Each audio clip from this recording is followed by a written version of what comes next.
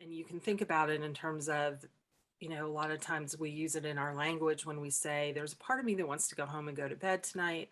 There's a part of me that would really like to go hang out with friends. And so we have this internal struggle um, with these different parts inside of us. But the difference are that some parts are really functioning to help us manage and live and get through our days, right? And helping us in our relationships.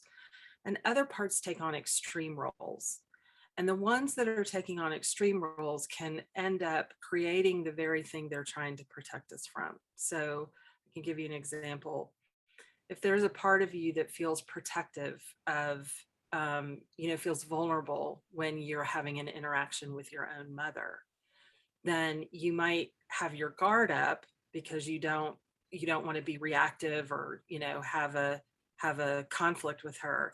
But then as a result, the very thing that happens because you've got your guard up is that you get reactive and you have a conflict. And so sometimes our parts, when they're in their extreme roles, reenact the very thing that they're trying to protect us from. And so IFS is really about getting to know those parts. And in IFS, it's about befriending those parts and welcoming them in. And yes, there's a part of me that really um, feels nervous or anxious about this, interaction I know I'm going to have with my mother.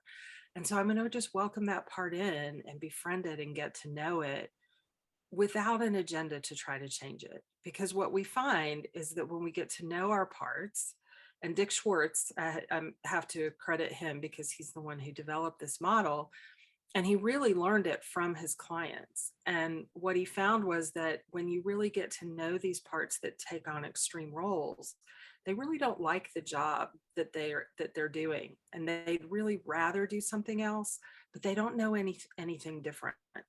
And so as we can befriend our parts and get to know them and help them feel safe and connected to our own self, what we call capital S self in IFS, which is really the wisdom and inner knowing and higher knowing that we all have within ourselves.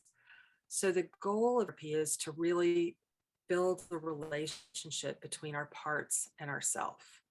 And so that those parts know that they're not alone, that we're there, that we're holding compassion for them, and that they can use us as a resource.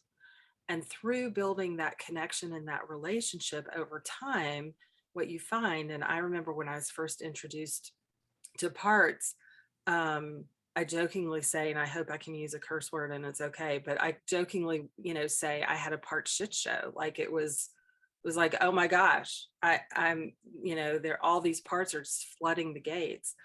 And once I was able to really work with them one by one and get to know them and give them healing, my internal chaos has settled. My life has been so transformed through this model. It's why I'm such a believer in it. And I can go into a situation that I know is going to feel chaotic and stressful. And because I've done my own internal work, I can enter it with calm, and 9 times out of 10 stay in that place of calm. I mean, we all have moments when we get activated, um, but that's the power of this model and the work and why I think it's so so powerful. And I think